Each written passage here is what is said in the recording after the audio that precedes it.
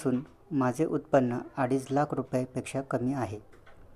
मी शासनाच्या इतर विभागामार्फत राबविण्यात येणाऱ्या दरमहा 1,500 रुपये किंवा त्यापेक्षा अधिक रकमेचा आर्थिक योजनेचा लाभ घेतलेला नाही.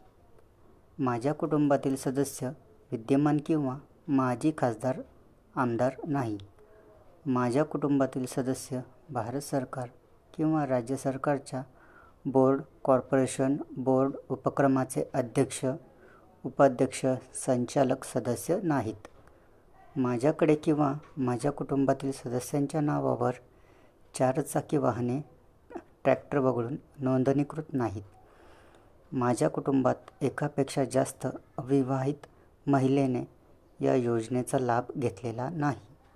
मी वरीलप्रमाणे घोषित करते की मुख्यमंत्री माझी लाडकी बहीण योजना संबंधित पोर्टल